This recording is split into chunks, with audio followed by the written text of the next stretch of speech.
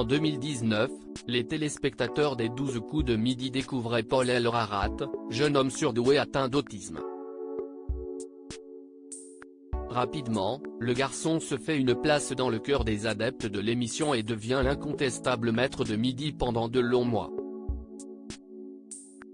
Depuis, le célèbre candidat est retourné à sa vie d'avant. Pourtant, il garde un pied dans la lumière et a déjà publié 3 ouvrages dont le dernier, sorti en octobre 2022, raconte sa vie d'autiste Asperger.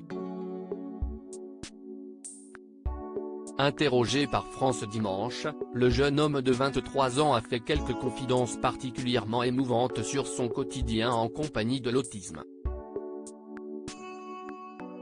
Très intelligent mais aussi hypersensible, Paul El-Rarat a parfois du mal à s'imaginer vivre longtemps.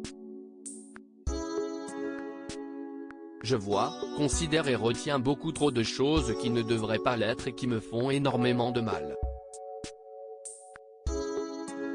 Des considérations existentielles que je me fais à chaque fois qu'ouest porter à ma connaissance quelque chose de négatif, qui ne me plaît pas ou qui m'empêche d'avancer et d'être heureux, a-t-il d'abord expliqué dans les colonnes du magazine. Une vision différente du monde torturé par ses pensées et questionnements existentiels, l'ancien maître de midi s'épuise.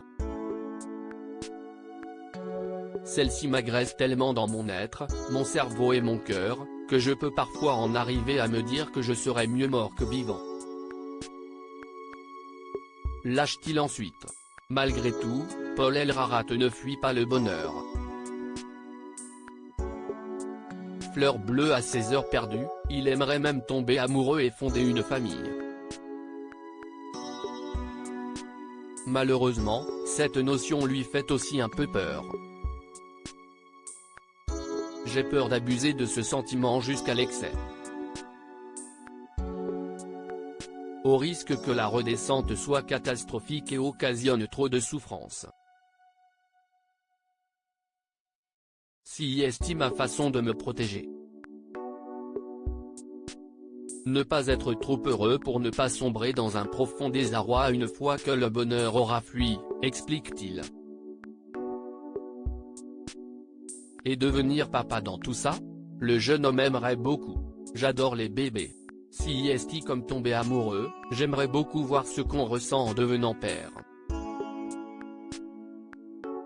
Après, j'espère que ce sera chouette, car si est pour la vie, a-t-il conclu avec tendresse.